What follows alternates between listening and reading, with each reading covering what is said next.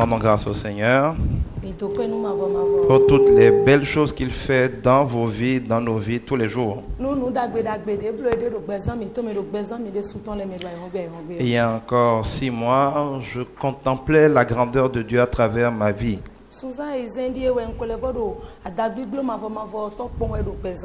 Je la voyais dans ma vie, dans celle de mon épouse, dans celle de mes enfants, dans celle de mes parents essentiellement.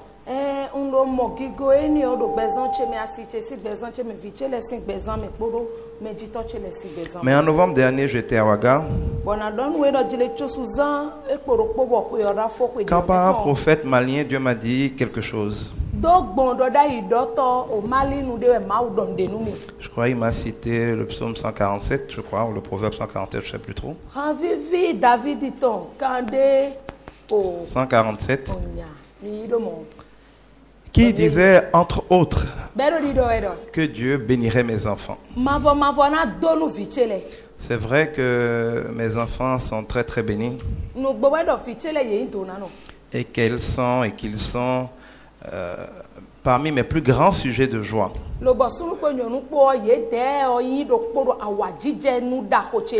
donc, je me suis dit, qu'est-ce que le Seigneur veut me dire? Est-ce qu'on a besoin d'un prophète pour me dire que Dieu va bénir mes enfants? Ils sont déjà tellement bénis.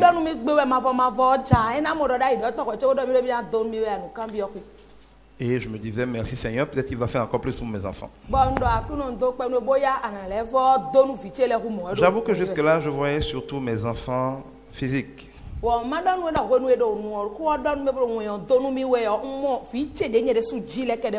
Mais dans les jours qui ont suivi, le Seigneur nous a poussés à lancer ce culte. Et il a mis un certain nombre de choses en turbo dans notre vie. Et depuis, j'ai mieux compris cette parole-là. Quand je vois les miracles au milieu de vous, quand je vois les témoignages au milieu de vous, je comprends que c'est ça que le Seigneur m'a annoncé en novembre dernier. Il me parlait de mes enfants spirituels plus que de mes enfants physiques. Je peux donc vous rassurer qu'avant que vous ne veniez, Dieu avait annoncé que vous serez bénis.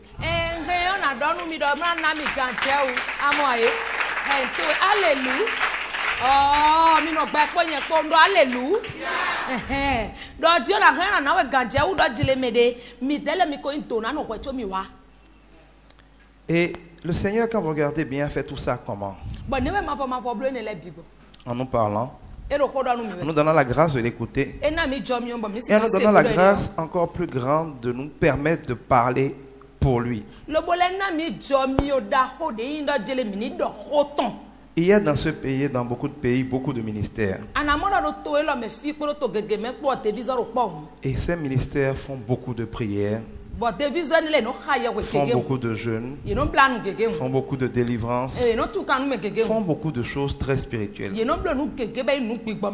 Et vous voyez ce que ça donne comme fruit.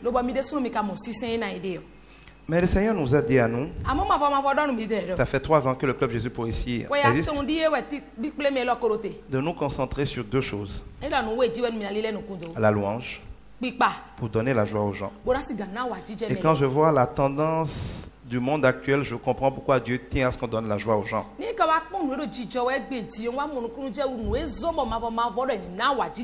C'est pour ça que ce ministère a commencé et s'est longtemps contenté de danser pour Dieu et ensuite du Gospel Night Club. Mais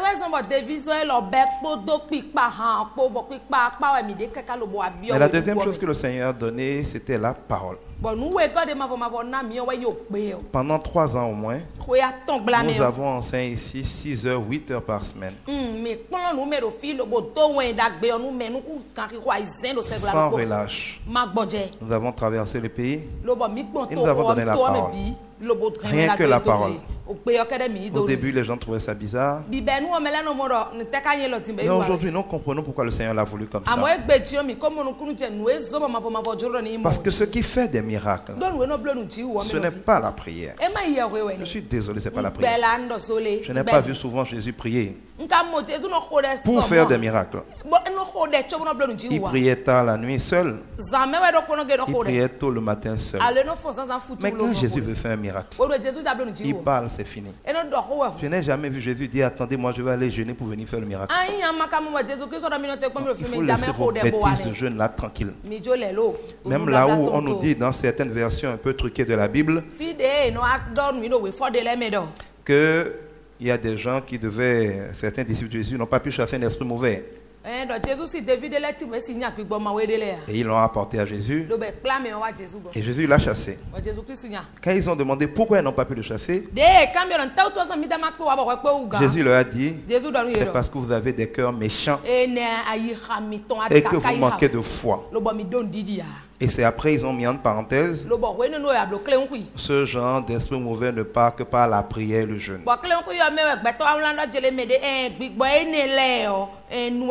Quand je lisais ça au début, ça me passait bizarre. Je me disais, c'est incohérent avec le reste de la Bible. Heureusement, j'ai fini par voir dans des notes dans la Bible que cette phrase-là a été ajoutée par la suite. Elle n'était pas dans les manuscrits anciens.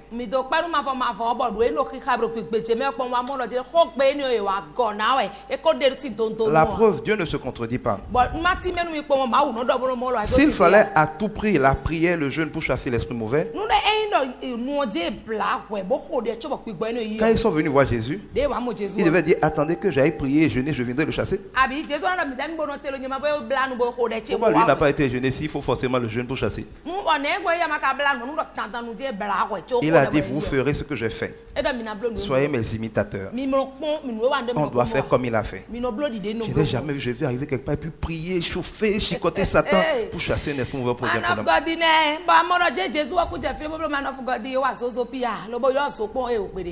Les gens ont même voulu appeler le feu. Il a dit je ne suis pas venu pour détruire les gens, je suis venu pour leur apporter la vie. Ce que Jésus manœuvrait, ce qui donnait de l'effet, et ce qui était Jésus, c'est la parole. La parole de Dieu. Je vais d'abord vous rappeler ce que Dieu a fait par sa parole. Quand vous prenez par exemple dans la Genèse, c'est même pas la peine qu'on lise. Je vais juste vous lire peut-être quelques parties. On dit au commencement Dieu créa le ciel et la terre. La terre était comme un grand vide. Elle était dans la nuit. Une eau profonde la recouvre. Le souffle de Dieu se tient au-dessus de l'eau. Jusque là c'est la description, c'est l'état des lieux. C'est maintenant que les choses sérieuses vont commencer. Dieu dit que la lumière brille. Et la lumière se met à briller. Il n'est pas parti chercher allumette. Il n'a pas demandé du soufre. Il n'a pas pris de l'essence. Dieu dit que la lumière brille. Et la lumière se met à briller. Dieu voit que la lumière est une bonne chose. Alors il sépare la lumière de l'obscurité. Dieu appelle la lumière jour et il appelle l'obscurité nuit. Il y a un soir, il y a un matin. Voilà le premier jour. Dieu dit qu'un toit au milieu de l'eau le sépare en deux parties. Et cela arrive. Verset 9, c'est-à-dire je saute pour ne pas perdre du temps. Même dans ce verset, si vous voulez dire, et cela arrive. Ainsi Dieu fait le toit qui sépare l'eau d'en haut et l'eau d'en bas. Ainsi de suite. Quand on arrive au verset 9, Dieu dit que toute l'eau qui est sous le ciel se rassemble au même endroit et que le sol apparaisse.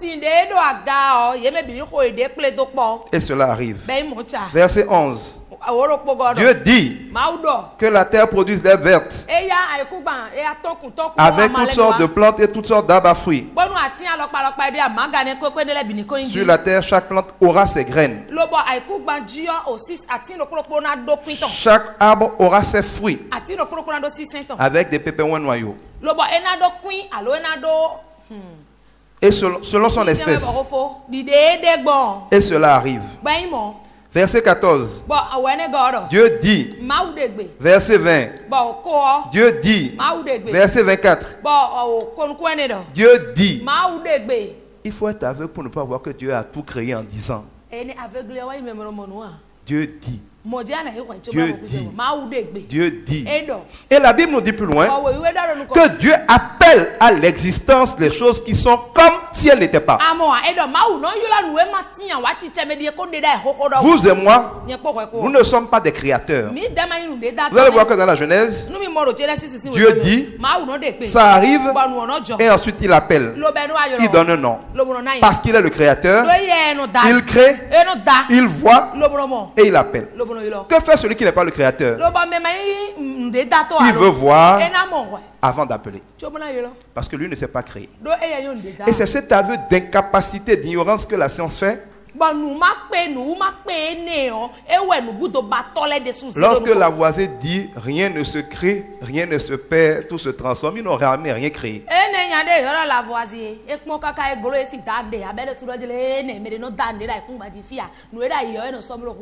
Donc, les scientifiques constatent qu'ils n'ont jamais rien créé, ils n'ont jamais rien dit, ils n'ont jamais rien créé, ils ne font que appeler et jouer avec ce qui a été créé.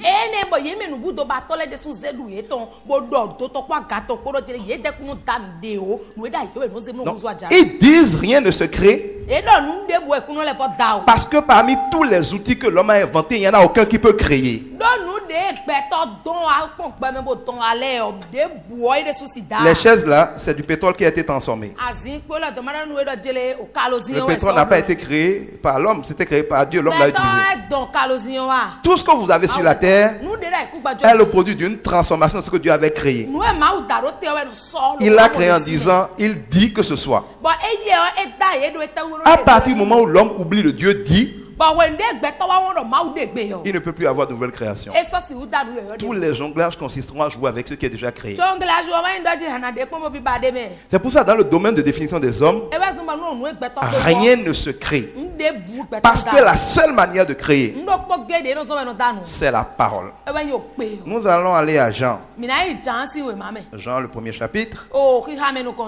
Et nous allons lire qu'est-ce que Jean nous dit. Au commencement, la parole existait déjà. La parole était avec Dieu et la parole était Dieu. Au commencement, la parole existait déjà. La parole était avec Dieu et la parole était Dieu. La parole n'était pas une chose, hein? Elle était avec Dieu et elle était Dieu. Au commencement, la parole était avec Dieu. En deux phrases, Dieu a répété ça 3 fois. Je vais vous lire pour que vous compreniez bien. Au commencement, la parole existait déjà. La parole était avec Dieu et la parole était Dieu. Au commencement, la parole était avec Dieu. Par elle, Dieu a fait toutes choses et il n'a rien fait sans elle. Dans la version Louis II, on dit tout a été fait par elle et rien n'a été fait sans elle.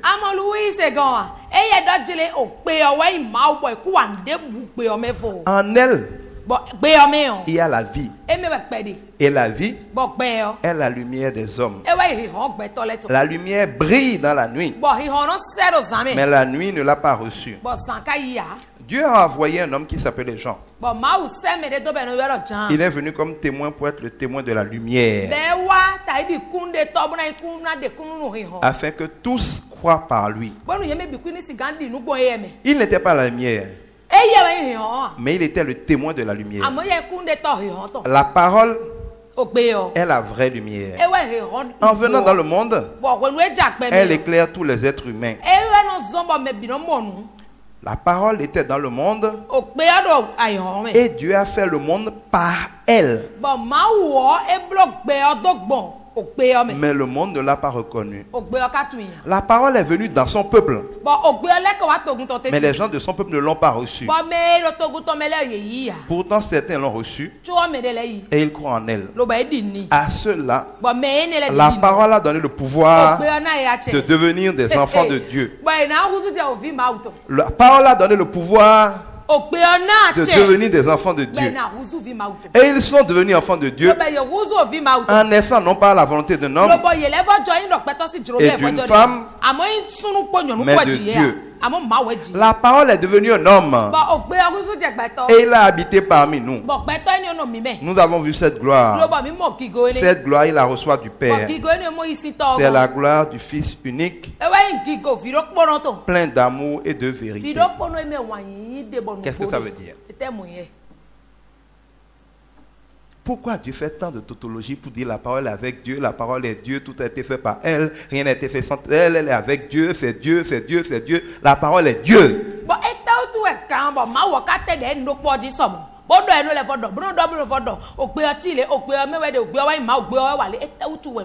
Je venais de vous expliquer qu'il n'y a que Dieu qui a créé au départ. Il a tout créé par la parole. Les hommes n'ont rien pu créer. Ils n'ont que transformé. Parce qu'ils étaient dans les ténèbres. Parce qu'ils n'ont pas la lumière, ils n'ont pas compris. Parce qu'ils n'ont pas reçu la parole. Mais parce que la parole est Dieu et que la parole a créé, les gens qui ont reçu la parole sont devenus des enfants de Dieu. Ça veut dire quoi? Un mouton a pour enfant un petit mouton. Un lion a pour mouton un lionceau. Si tu es l'enfant d'un lion, tu ne peux pas être un petit mouton.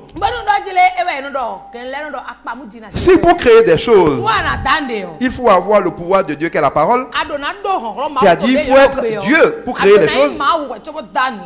Il faut être un enfant de Dieu, c'est-à-dire qu'il faut avoir la nature de Dieu pour pouvoir créer les choses. Or, la parole était Dieu. La parole était avec Dieu tout en étant Dieu. La parole étant Dieu, quand quelqu'un reçoit la parole, il devient enfant de Dieu, devient petit Dieu. Et quand il revient petit enfant de Dieu, qu'il devient petit Dieu, il peut faire comme Dieu. Il peut commencer à utiliser la parole. Il peut commencer à appeler les choses à l'existence. Il peut commencer à commander. Il peut commencer à ordonner au nom de la parole, au nom de Jésus. Et les choses peuvent commencer à exécuter. C'est ça qui fait que moi je peux créer ce que le scientifique ne peut pas créer. Quand tu es malade et que le docteur est fatigué, il n'a pas la parole. Il dit tout se transforme. Rien ne se crée, rien ne se perd. Il a raison, dans son domaine de définition, c'est impossible. Vous savez, quand on était à l'école, quand vous êtes au CM2, si le maître écrit au tableau 6 moins 9, tu dis, maître, il y a erreur. Il y a erreur. C'est pas possible. Tu veux dire peut-être 9 moins 6 non maître. On est convaincu que c'est impossible. Mais quand on arrive au collège et qu'on étudie l'ensemble Z, 6 moins 9, ça donne moins 3. Ça veut dire que quand tu es dans le domaine de définition N, tu ne connais que N. Tu penses qu'il n'y a que N. Beaucoup de choses sont impossibles dans N. 6 moins 9, c'est impossible dans N. Mais dès que tu grandis en sagesse, dès que tu reçois la science, tu connais Z. Et il y a beaucoup d'autres systèmes encore plus grands que Z. Et dans Z, 6 moins 9 qui était impossible dans N est parfaitement facile dans Z. C'est exactement comme ça. Te guérir quand tu es malade. Te sortir la pauvreté quand depuis 1000 générations tous tes parents sont pauvres. C'est impossible dans l'ensemble des hommes.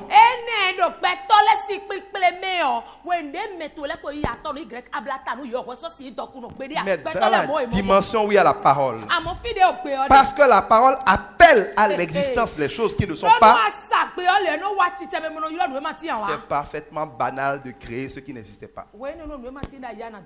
Celui qui n'a pas la parole ne peut pas créer. Comme il ne peut rien créer, il ne veut rien croire qu'il n'a pas déjà vu. Il ne peut croire que ce que les autres ont déjà créé qu'il voit. Mais quand tu as la parole, quand tu as le pouvoir de création, tu dois d'abord croire.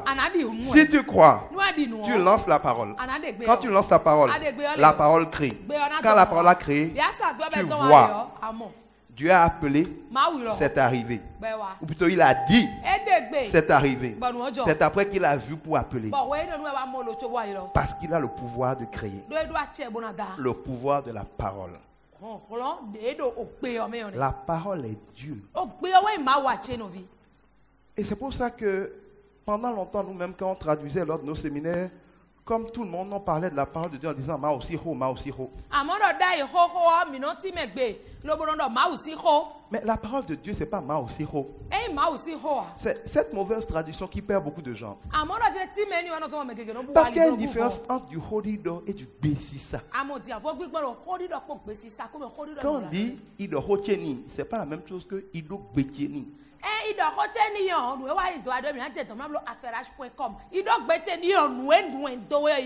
Ido betieni, c'est benumi, yik benumi, non beji, bela, c'est pas ho.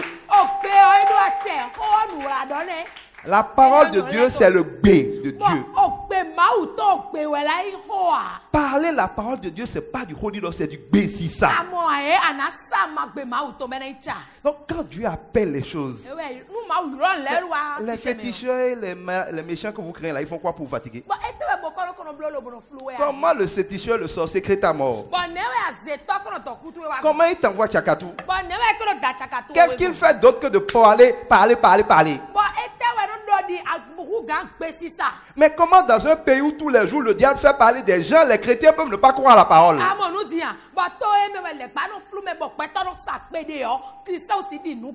Vous avez des yeux pour voir, vous ne voyez rien. Comment on peut être béninois et ne pas connaître le pouvoir de la parole? Mais tous les jours, les féticheurs vous demandent le pouvoir de la parole.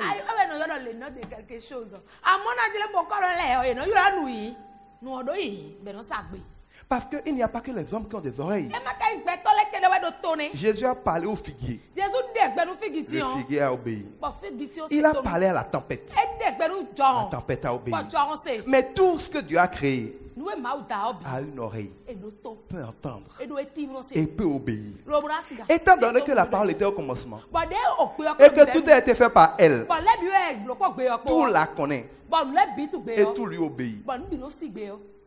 Si c'est la parole qui était au commencement, si c'est elle qui était Dieu, que c'est elle qui a tout fait et que rien n'a été fait sans elle, rien ne l'ignore, tout la connaît. Alors, je vais revenir au terre à terre pour vous expliquer. Il faut comprendre l'importance des choses. Quand je vois un policier dans la rue et il siffle et il fait des mouvements, il veut que je m'arrête. Mais parfois c'est quelqu'un qui n'a même pas le niveau d'être mon planton. Si c'est pour lui, est-ce que moi je peux m'arrêter et lui parler? Qui il est?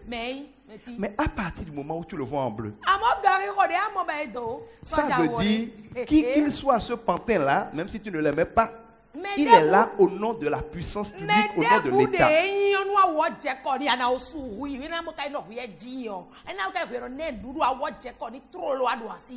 Quand il est en bleu, cela veut dire que ses gestes, ses sifflets, sa parole sont au nom de l'État. Quand il te parle au nom de l'État.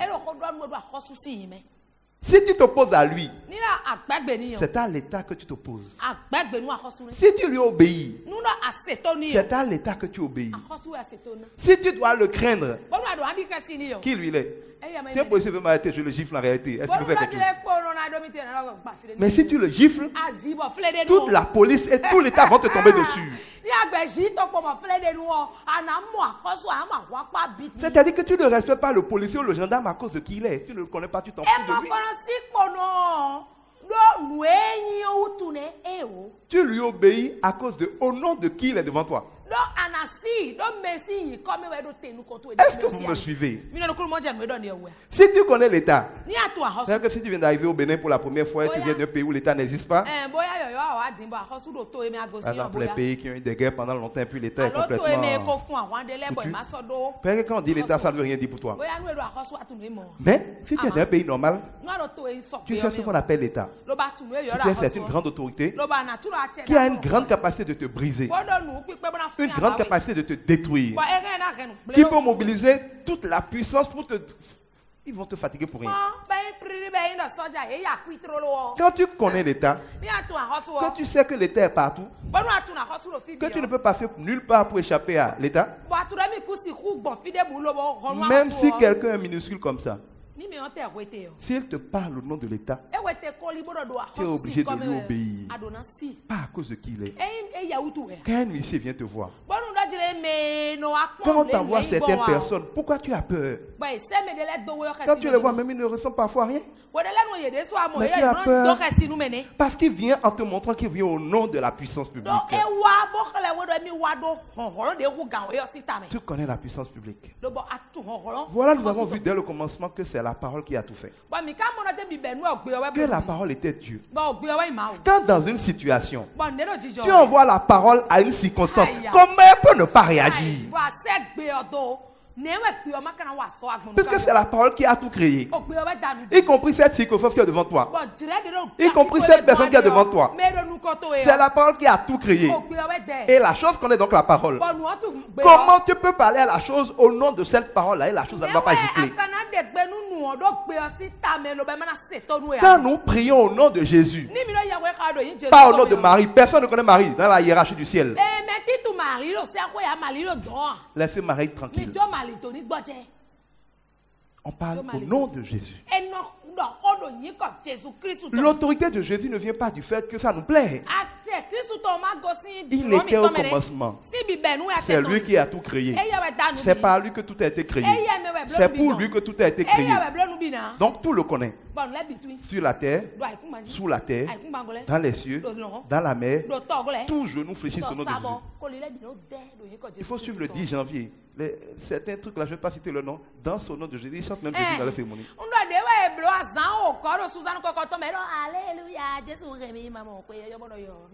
La Bible dit que toute langue confessera que ça lui plaise ou non qu'il est Seigneur. Amen. Oui, alléluia, alléluia, alléluia. Afa, Arofia, Aromsea. Oui,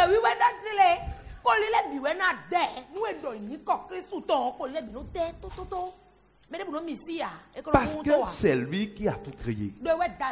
Si tu crains l'État, et quand on te parle au nom de Dieu, tu vas faire quoi? Tu vas t'en foutre? Si tu es un Satan, si tu es un démon, si tu es une maladie, si tu as une pauvreté, et qu'on te parle au nom de Jésus, si toi tu ne peux pas t'en foutre d'un policier, pourquoi tu crois que la maladie peut s'en foutre de quelqu'un qui lui parle au nom de Jésus?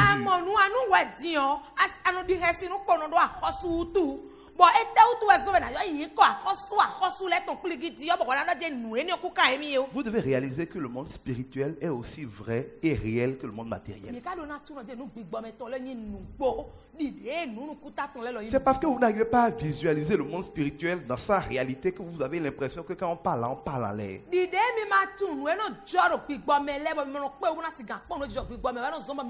C'est pour ça que Jésus a dit à Thomas, toi tu as cru parce que tu as vu. Heureux ceux qui sont capables de croire sans avoir vu.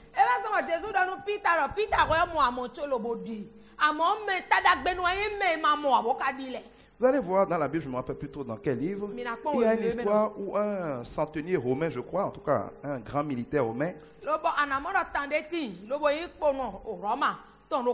est venu voir Jésus. Il voulait que Jésus guérisse son serviteur. Et son serviteur était dans une autre ville, il était loin, il était malade. Quand il est venu voir Jésus et qu'il a demandé à Jésus de guérir le gars, comme généralement les gens disaient à Jésus de venir pour aller guérir les gens, Jésus a voulu le suivre. Écoutez bien qu'est-ce que ce militaire, ce général romain lui a dit. Je vous rappelle que les Romains étaient des grands païens et l'empereur romain était Dieu pour eux.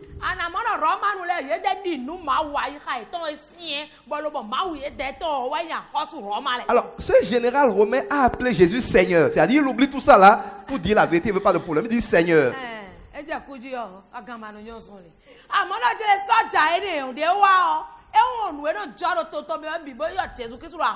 Et qu'est-ce qu'il dit à Jésus? Il dit, mais attends, moi je suis un colonel. Quand je donne un ordre à mes soldats, ils giclent pour faire ce que je veux qu'ils fassent. Je n'ai pas besoin d'être à la guerre pour tuer quelqu'un. Si je dis à mes soldats d'aller tuer, ils partent. À plus forte raison, toi. Toi la parole. Toi Dieu. Tu as besoin de te déplacer pour aller guérir mon enfant. Parle. Envoie ta parole pour tu vas te fatiguer. Jésus lui a dit, dans tout Israël, je n'ai encore jamais vu quelqu'un qui ait ce niveau de foi. Il a compris l'essentiel. Il a compris que ce n'est pas la mobilité de Jésus, ce n'est pas le corps de Jésus. Il a compris que si un soldat qui reçoit un ordre peut exécuter, ce n'est pas la parole qui sort de la bouche de Dieu qui a besoin de son déplacement.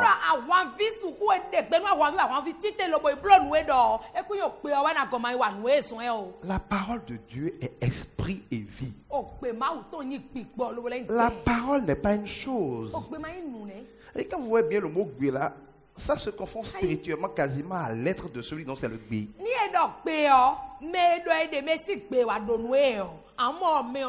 Quand tu reçois le gbé de quelqu'un, tu l'as reçu. Toute son autorité est dans son gbé. Tout son pouvoir est dans son gbé.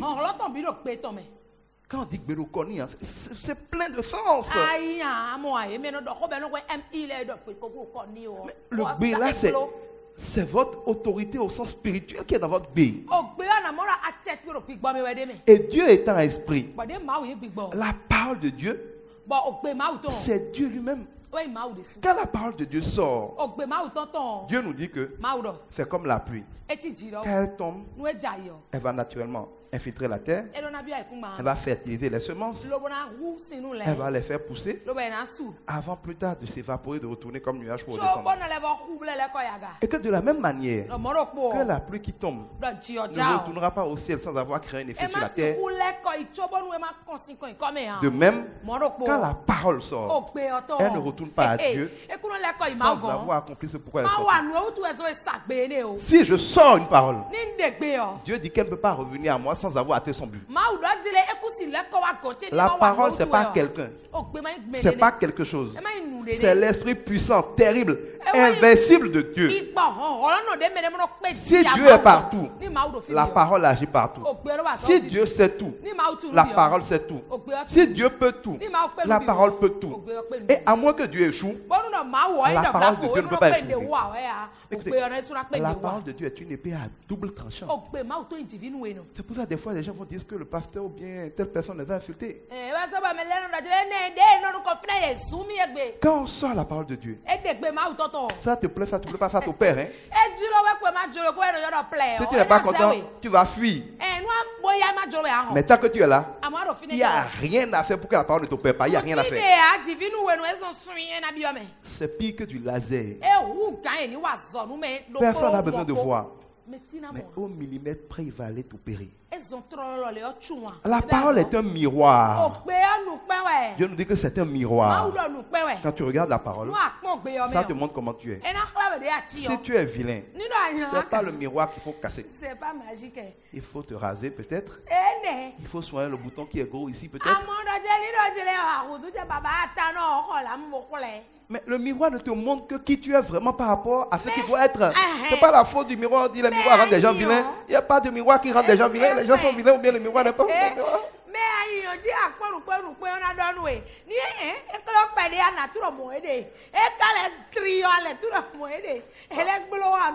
Non, le miroir ne t'aide qu'à savoir où tu es vraiment. Ça fait qu'on est souvent énervé contre le miroir, mais le miroir ne fait que montrer ce qui est.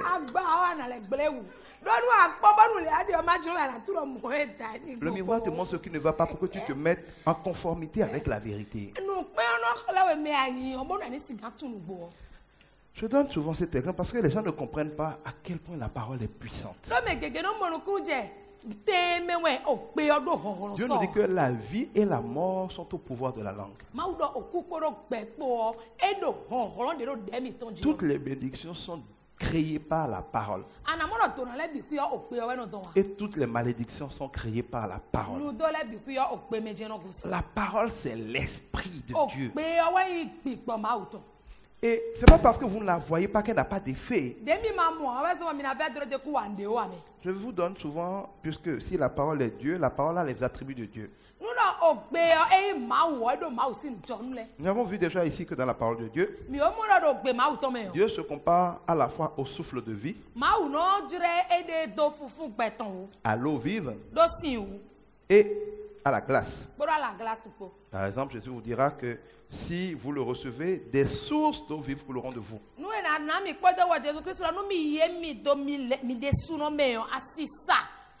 Qu'il est l'eau de vie, que si quelqu'un boit de cette eau, il n'aura plus jamais soif. On voit avec Élie que Dieu est passé devant lui par un vent doux, un subtil vent. Quand Dieu crée l'homme, il souffle la vie en lui. Quand quelqu'un naît, moi c'est arrivé à ma première fille, quand la personne naît, puis elle ne respire pas, les médecins commencent à paniquer, par le frapper, parce que toi qui n'as pas inspiré, qui n'as pas pris le souffle de vie, rien ne s'est passé encore.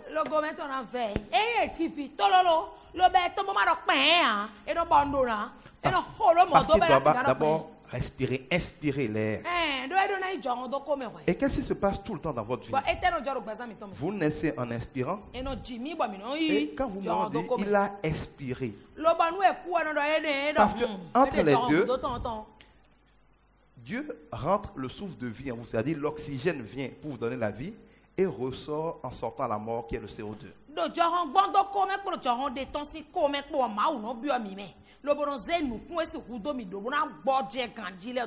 de manière permanente, Dieu nourrit votre vie et évacue la mort qui est en vous.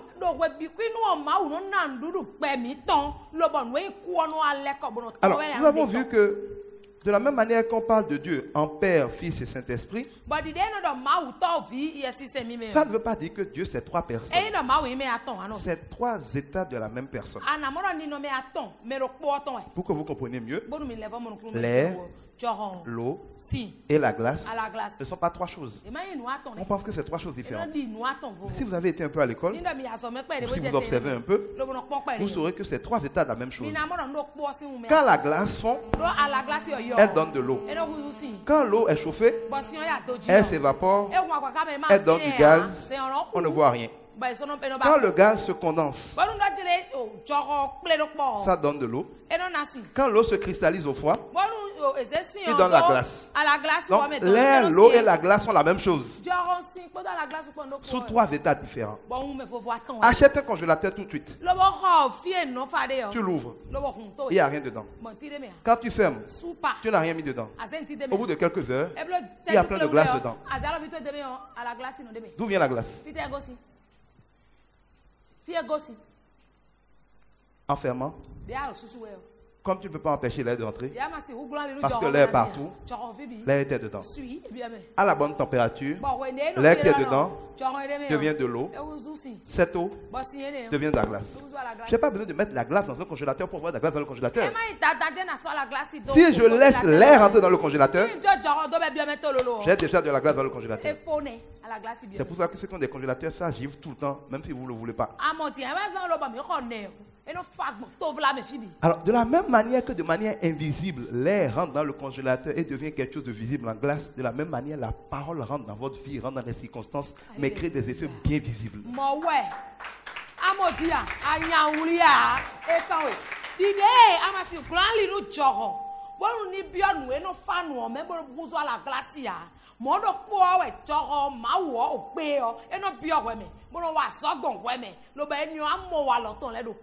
Quand par exemple tu écoutes la parole de Dieu, écoutez, quand vous venez par exemple à un enseignement comme celui-ci, regardez le nombre de miracles qu'il y a dans votre vie.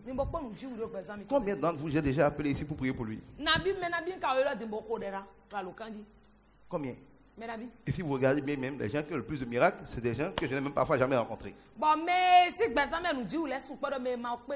Et je rends grâce à Dieu parce que j'ai toujours rêvé d'un ministère qui prouve aux gens qu'il n'y a pas de charlatan pasteur, il n'y a que Dieu.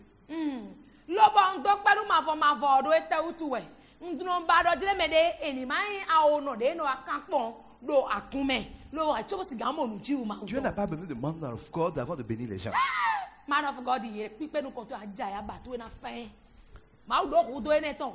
Le rôle d'un serviteur de Dieu, ce n'est pas d'être un intermédiaire entre Dieu et les gens. C'est de montrer aux gens Dieu, de les apprendre à fonctionner avec Dieu.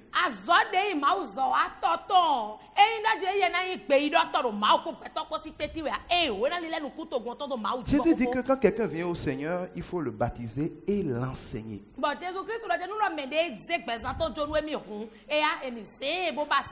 En enseignant les gens, si la vie et la mort sont au pouvoir de la langue, vous leur communiquez l'esprit de vie.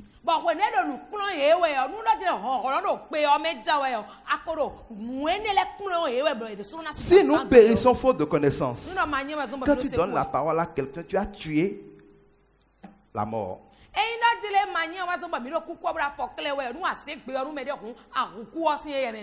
C'est-à-dire que si tu dois prendre des gens et puis ponctuellement les délivrer, tu vas faire ça combien de fois? Donne-leur l'esprit de vie, il est avec eux tout le temps. Finalement, voir, les hommes de Dieu sont amortis, avachis avant l'âge parce qu'ils essaient de porter les fardeaux des fidèles comme s'ils étaient Jésus. Pourquoi ils veulent refaire le travail de Jésus à sa place?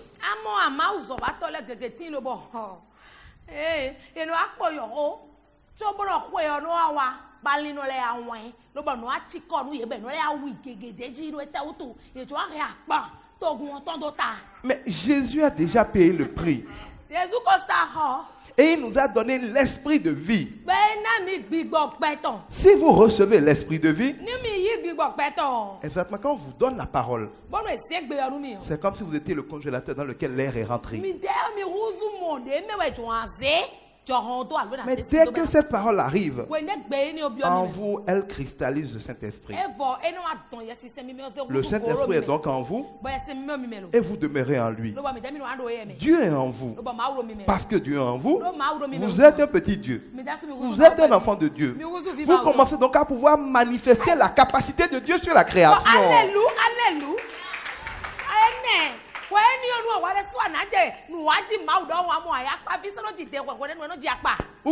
Vous voyez, quand vous priez là, pourquoi vous n'avez pas la foi?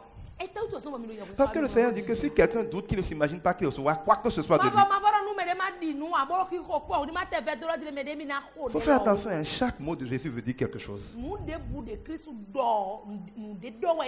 Il a dit, si ma parole demeure en vous, et vous en moi. Les deux, hein, il a dit les deux. Si ma parole demeure en vous, et vous en moi. J'ai déjà expliqué ici. Si la parole est égale à Jésus, que la parole demeure en vous, ça veut dire que la parole est inclue dans vous. Si vous demeurez dans la parole, ça veut dire que vous êtes inclus dans la parole. En mathématiques, si A est inclus dans B, et que B est inclus aussi dans A, la seule possibilité que A soit inclus dans B et que B soit encore inclus dans A, c'est que A soit égal à B. La seule possibilité, les chrétiens ne sont pas des idiots. Hein. Si quelqu'un est idiot parce qu'il ne connaît pas la parole de Dieu, il ne faut pas qu'il croit que l'église c'est pour les idiots. Il n'a qu'à venir, on va faire les mathématiques.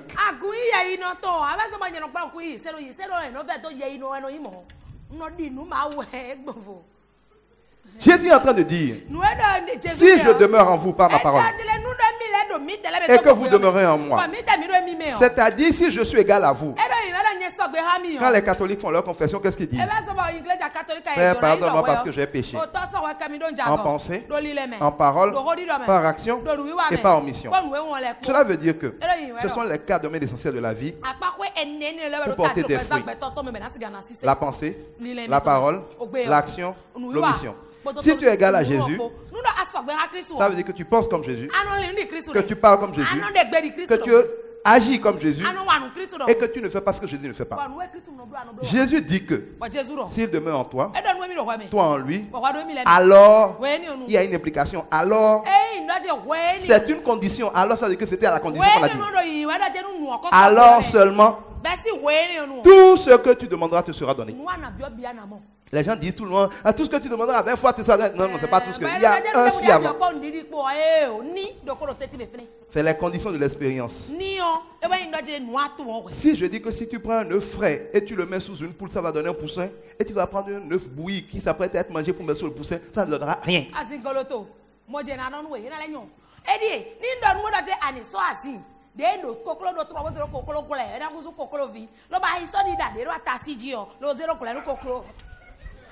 Mais vous riez, c'est ça que les gens font au quotidien dans les églises. Jésus dit, si vous êtes en moi et moi en vous, c'est-à-dire si vous pensez comme moi, vous parlez comme moi, vous agissez comme moi, alors tout ce que vous demanderez avec foi, vous le recevrez. Si tu penses comme Jésus, tu ne voudras pas ce que Jésus ne veut pas. Si tu penses comme Jésus, tu ne seras pas jaloux. Si tu penses comme Jésus, tu vas pardonner. Si tu penses comme Jésus, tu n'auras pas peur. Si tu penses comme Jésus, tu sauras que tout concourt bien ceux qui aiment Dieu. Si tu penses comme Jésus, tu as tous les pouvoirs de Jésus. La question c'est comment penser comme Jésus. La parole de Dieu renouvelle votre intelligence. Si tu parles comme Jésus, le gars a la parole. Si tu parles la parole, qu'est-ce que tu ne vas pas voir s'accomplir? Si tu agis comme Jésus, si ces conditions sont réunies, alors tout ce que tu demandes, tu le verras s'accomplir. Mais il précise, attention, que nul ne s'y trompe. Celui qui doute, il est comme le flot qui balance à gauche à droite. Qui ne s'imagine même pas en rêvant que par hasard, il pourrait recevoir quelque chose de Dieu. Vous voyez la foutaise? Jésus dit que si vous avez la malchance de douter, il ne faut même pas croire qu'il pourrait arriver que par hasard, dans certaines possibilités, vous pourriez être exaucé.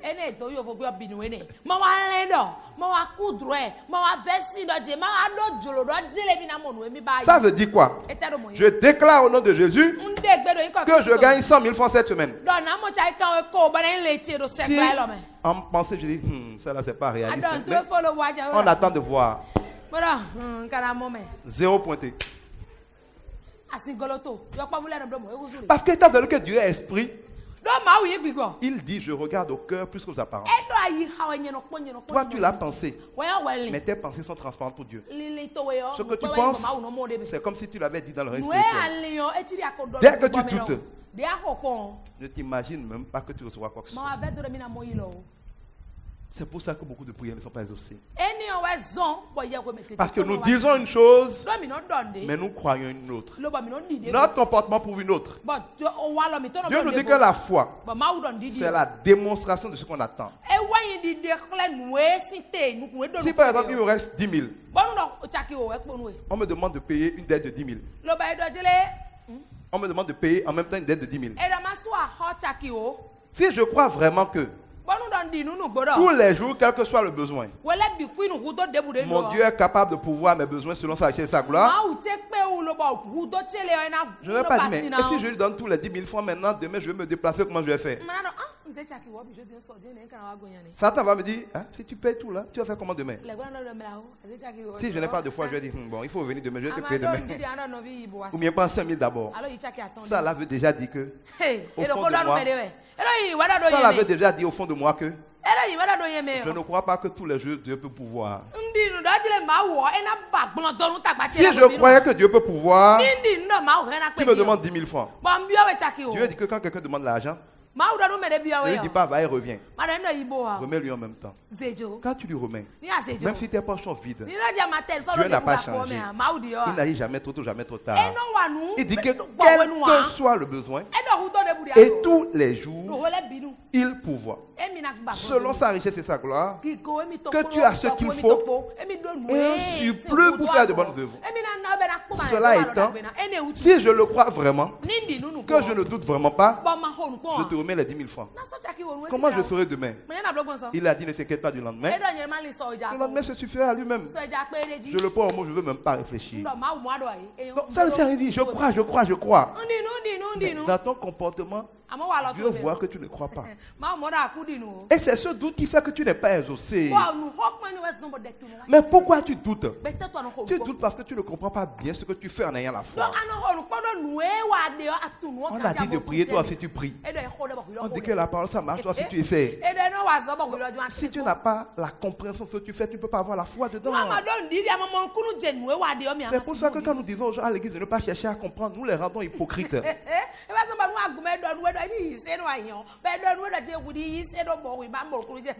Celui qui ne comprend pas ne peut pas croire. Il faut un minimum de compréhension pour croire. Il ne faut pas chercher à voir les dessous de Dieu, si je caricature. Mais il faut chercher à comprendre comment Dieu travaille. Dieu dit quelque part, ça va être dans Marc 4, je crois, qu'il parle aux gens en parabole. Parce que les disciples ont demandé pourquoi il parle en parabole. Il dit, je parle en parabole parce que quand je dis mes paroles, si vous les comprenez, c'est parce que je veux que vous les compreniez. Parce que je sais que dès que vous allez les comprendre, vous allez les appliquer. Si vous les appliquez, Dieu va vous pardonner, va vous sauver. Donc Dieu met les choses en parabole parce qu'il y a des champs qui ne peuvent jamais voir dans les paraboles. Ils ne peuvent jamais comprendre dans les paraboles. Mais s'ils n'ont pas compris dans les paraboles, ils ne peuvent jamais appliquer ce qu'il y a dans les paraboles. Et tant qu'ils n'ont pas appliqué ce qu'il y a dans les paraboles, ils ne seront pas bénis. Regardez tous les gens qui font le malin dans le monde avec les gros diplômes. Le B.A.-ba de la sagesse, ils ne l'ont pas. On se demande comment ils font pour ne pas voir ça. Mais comment nous-mêmes nous faisons quand on ne connaissait pas le Seigneur pour ne pas voir ça? Nous avons les yeux ouverts. On ne voyait rien. C'est quand le Seigneur te rencontre, il fait tomber des marques sur tes yeux. Comme avec Abraham, il fait partie l'autre. Quand il fait partie l'autre, il te dit maintenant regarde, tout ce que tu vois, je te le donnerai en possession. Vous devez être capable de voir dans la parole de Dieu. Si vous ne comprenez pas, vous ne pouvez pas croire. Quand vous priez au nom de Jésus, si vous dites que c'est récitation, au nom du Père, du Fils et du Saint-Esprit, on ne sait même pas faire de vin. Et puis on fait comme ça. Ça c'est de l'hypocrisie. Ne faites pas ce que vous ne comprenez pas. Hein? On fait comme ça. On veut manger, on fait comme ça. Elle veut monter. La dernière fois j'ai vu une prostituée, elle monte sur sa moto, elle fait comme ça rapidement, elle démarre. Donc pour elle maintenant elle va dire aussi.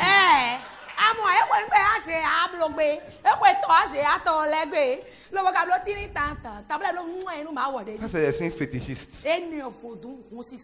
Non, quand on prie au nom de Jésus, on est en train de dire en quelque sorte à Dieu, Seigneur, je sais que je ne suis rien.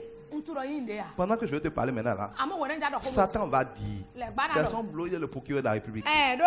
Il est l'accusateur de nos frères. Comme il a fait avec Job, il va te dire, ce gars-là n'est pas fidèle.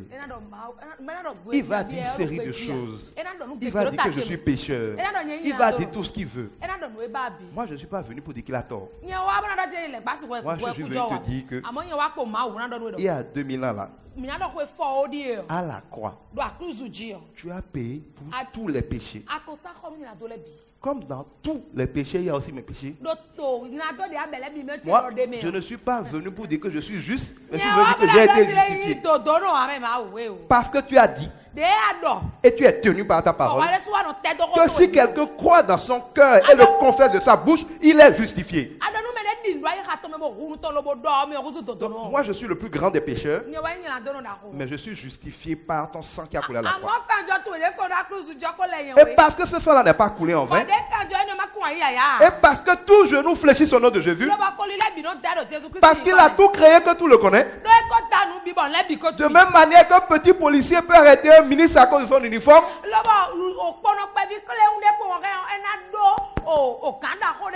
moi je me tiens dans le sang de Jésus au nom de Jésus. Je porte ma nouvelle nature de personne née dans le royaume des cieux. Satan, moi je ne suis pas Abraham, je ne suis pas David. Moi je ne vais pas lire le psaume de David dans la récitation. Parce que Jésus a dit que le plus grand de l'Ancien Testament, c'était Jean-Baptiste. Mais il a dit en même temps que le plus petit de ceux qui sont nés de nouveau sont plus grands que Jean-Baptiste. Donc moi je suis plus grand qu'Abraham, je suis plus grand que Moïse, je suis plus grand que David. Je suis justifié par ton sang. Oh, ils n'ont pas eu ton sang, moi je l'ai eu. En vertu de ton sang, en dépit de tous mes péchés, parce que je crois, parce que je le confesse de la bouche, je demande au nom de Jésus. Il ne faut même pas me regarder, moi je ne suis pas important dans cette affaire. Au nom de Jésus. C'est un chèque de Jésus que je te présente. Quand tu vas là-bas, tu présentes un chèque. On s'en fout de qui tu es. On vérifie si la signature est là. S'il y a l'argent sur le compte, et on te paye. Le chèque de Jésus est pourvu. Au nom de Jésus, tu mets la signature dessus. Quand je te présente le chèque, tu m'aimes, tu ne m'aimes pas, tu payes.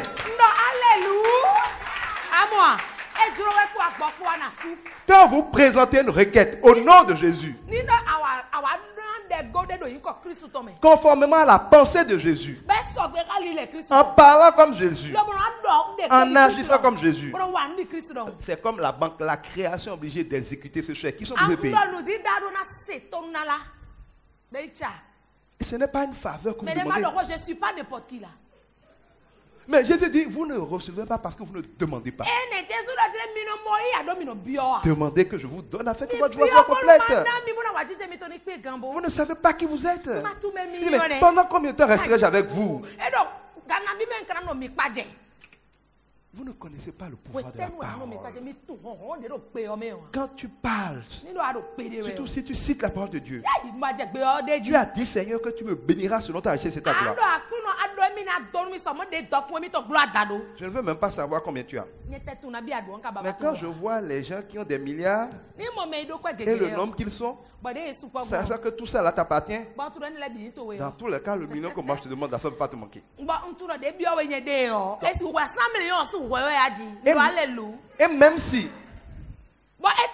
ça n'était pas par hasard là, ça ne change rien puisque tu es le Dieu qui crée les choses en les appelant. Au nom de Jésus, il ne faut même pas que Satan se fatigue à parler de moi parce que moi je ne suis pas dans cette affaire. Je vais présenter ton chèque.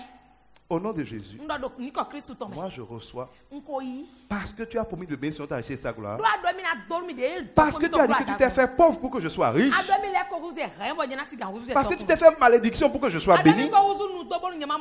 En fonction de tout ça, je prends possession de ma part. Jésus dit, venez plaidons. C'est-à-dire, viens argumenter. Viens me dire en fonction de quoi tu veux la bénédiction. Quand vous parlez, parfois c'est à Dieu que vous parlez. Mais parfois c'est aux circonstances que vous ordonnez. Il faut aussi varier les styles. Regardez, par exemple, quand quelqu'un est malade, Jésus n'a jamais dit qu'il faut demander au Père de le guérir. Non. Il dit, imposez-lui les mains, et il guérira. Donc quand quelqu'un est malade, il ne faut pas dire Seigneur, viens le guérir. Tu vas dire Seigneur, parce que tu es en moi et moi en toi. Et que tu as dit que ceux qui sont en toi ont reçu le pouvoir d'imposer les mains aux malades qui guérissent. Moi, je ne suis rien. Mais en obéissance à ta parole, je sais que tu ne veux pas que tes enfants souffrent. Même s'ils sont pécheurs, tu ne veux pas qu'ils souffrent. Tu as dit que tu n'aimes pas le péché, mais tu aimes le péché. Cela étant, en ton nom, moi, je ne vais même pas faire des efforts de jeûner, m'agiter. Je ne suis rien. En ton nom, conformément à ta parole, je donne à cette maladie-là de bouger. Maladie, écoute-moi, c'est pas moi. Mais de la part de Jésus, bouge. C'est pas qu'il va faire quelque chose pour que tu bouges. Il t'a déjà vaincu à la croix. C'est comme quand on dit, bon, il y avait un mandat d'arrêt contre toi. Si tu n'es pas là, puis le tribunal a pris un mandat d'arrêt contre toi. Quand le policier te voit, est-ce qu'il a besoin encore de t'expliquer tout ce qui s'est passé et puis d'appeler le juge? Non, il te présente le mandat et tu gîtes.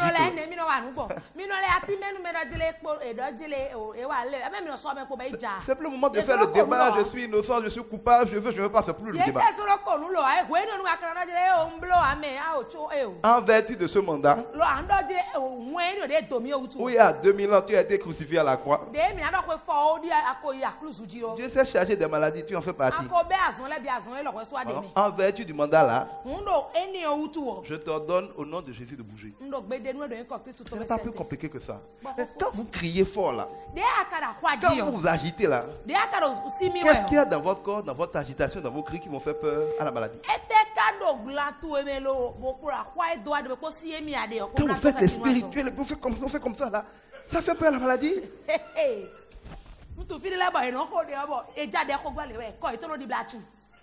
Hein? Il y a des endroits, dès qu'on commence à prier, les gens roulent par terre, mais le Saint-Esprit ne fait pas tomber les gens. C'est pas une transe de féticheur. Dieu est un Dieu d'ordre. Il ne fait pas tomber les gens et puis ils roulent par terre. C'est tous les mêmes qui tombent toujours.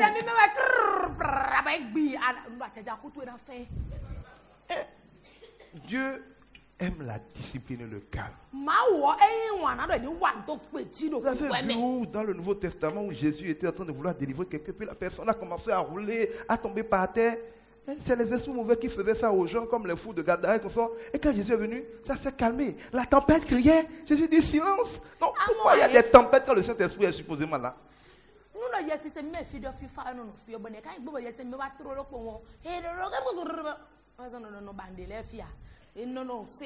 allez voir que comme il y a la vérité ici, vous voyez quelqu'un tomber ici. Pourquoi le Saint-Esprit ici fait des œuvres tous les jours et puis personne ne tombe ici? Parce que vous savez qu'il y a des endroits où on ne tombe pas. Mais quand vous êtes quelque part où on aime que les gens tombent, vous tombez.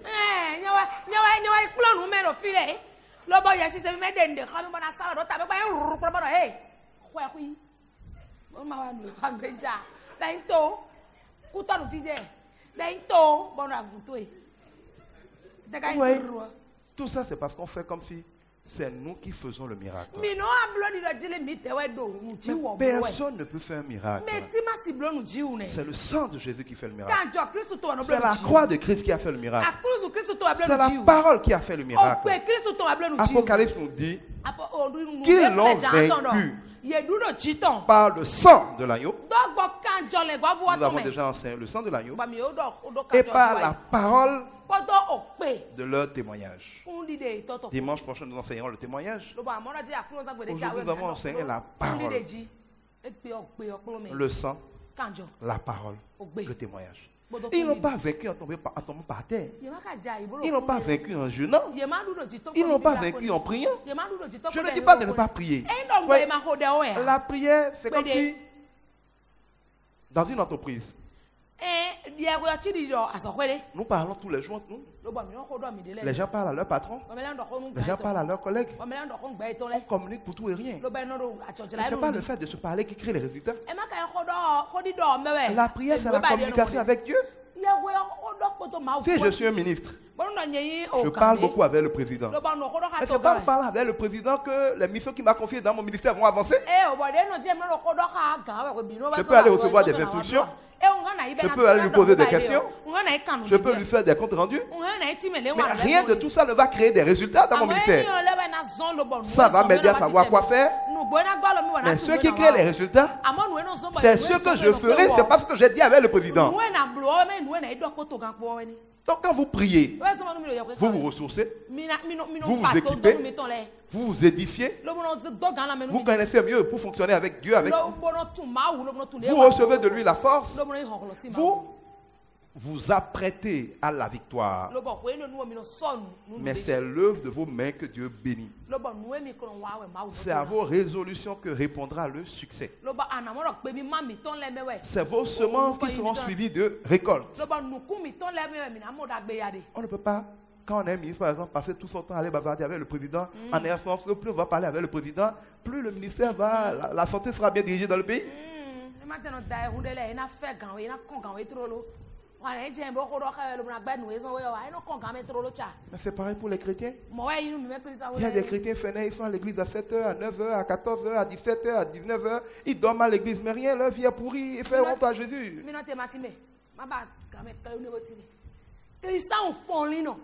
Ndema wa to Christian ndo Christian wa me yise no fonle no yise no wa nde pede ya de je no ho kai zeme ayi yise no ko gbodo je wa ko ke so nu mi o ayi yise no da so mi no wa nde ru bi o e ko kai zeme no mi ko de ko gbe Ibrahim ne e mi na ko de si gan wo me kaka be da ko kai zeme e na wa de alobo na di fonle bo kan do je mi no ma wu le ma wu ni wa to nu mi ani to e do na gbe ma wu o ta na ti che bo yo to na sun afopa to e na du ba na we we te do alo me ndo po na Parce que la prière est comme la pluie qui vient arroser ce que vous avez semé.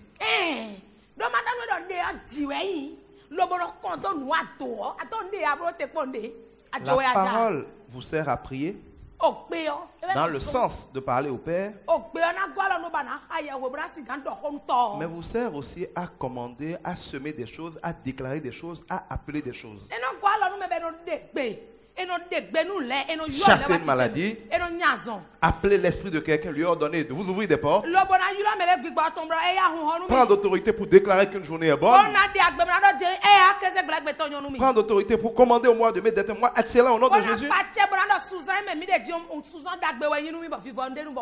On va revenir là-dessus, certainement par un enseignement complémentaire sur la prière dans la prochaine semaine.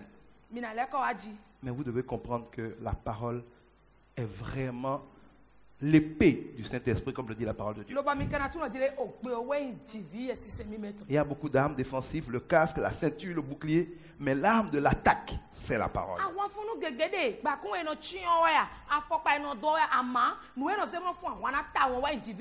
Or, dans beaucoup d'églises, la parole a déserté le forum. Et c'est la faute des fidèles. Quand quelqu'un invoque le feu quelque part, vous courez parce que vous voulez voir des miracles. Vous n'êtes jamais là où on vous enseigne la parole.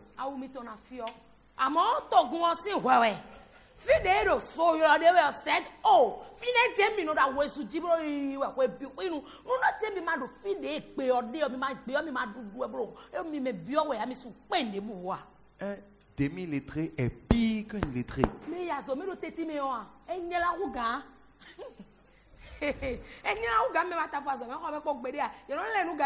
Donc, être chrétien sans aimer la parole de Dieu, c'est risquer d'être un demi-lettré spirituel.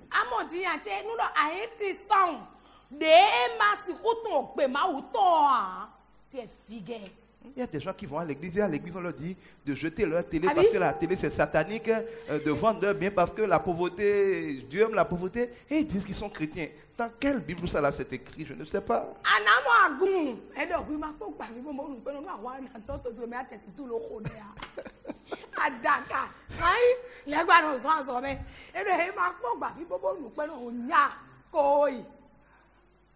Il peut y avoir des émissions sataniques à la télé. On peut observer aussi la parole de Dieu à la télé. La télé n'est pas mauvaise, ça n'appartient pas à Satan.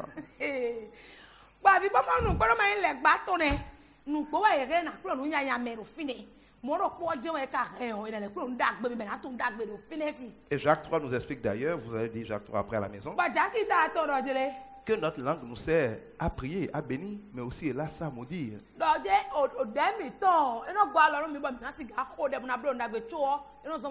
Le monde est taillé et façonné par nos paroles et par les paroles de Dieu ou par les paroles de Satan.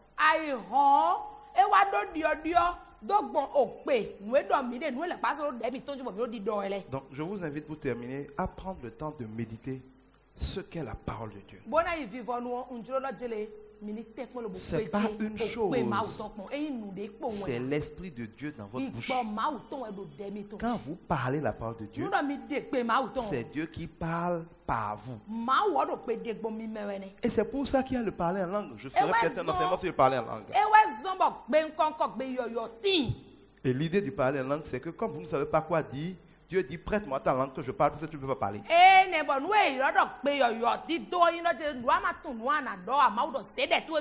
Si c'est toi qui es préfet, mais tu ne connais rien. Des gens vont te voir, bon, j'ai écrit un décret, signe, et on va envoyer. C'est toi qui as l'autorité. C'est ta signature qui fait les choses. Tu ne fais rien de bon. Il y a toujours quelqu'un dans l'homme qui te propose d'écrire les choses, tu vas signer.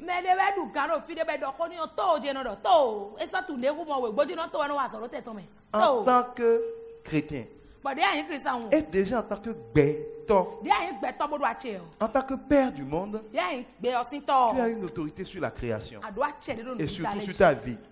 C'est ce que tu sors de ta bouche qui décide le bien ou le mal dans ta vie. C'est ce que tu sors de ta bouche qui appelle la vie en termes de bénédiction. La vie, ce n'est pas seulement mourir ou naître, c'est toutes les bénédictions de ta vie ou toutes les bénédictions de ta vie. Le Seigneur dit que quand tu ne sais pas quoi dire, il faut commencer déjà à te taire Oui, quand il faisait le tour du mur Jéricho, Dieu a dit fermez-la pendant moi que je travaille. Faites au moins l'effort de ne pas dire n'importe quoi. De ne pas médire. De ne pas moquer des gens. De ne pas en train de parler des gens. Évitez que votre bouche ne soit utilisée pour dire n'importe quoi. Parce que tout ce que vous semez de votre bouche va vous revenir en récolte. Limitez déjà votre bouche. Mettez une porte à votre bouche comme dit la Bible. Pour éviter que votre bouche ne dise n'importe quoi. Et si vous ne savez pas quoi dire, parlez en langue. Parlez en langue. C'est comme le préfet qui dit à quelqu'un, moi je ne sais pas quoi dire, mais c'est moi qui ai la signature. Bon, je te prête. Écris ce que tu veux. Moi je signe, ça va devenir exécutoire.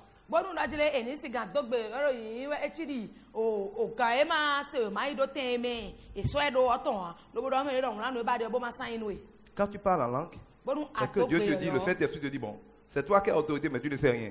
Donne-moi ta langue, je vais commander pour toi à partir de ta langue. Donc, quand tu commences à prier en langue, c'est ton autorité, mais avec ce que Dieu dit. Ça a le plein pouvoir.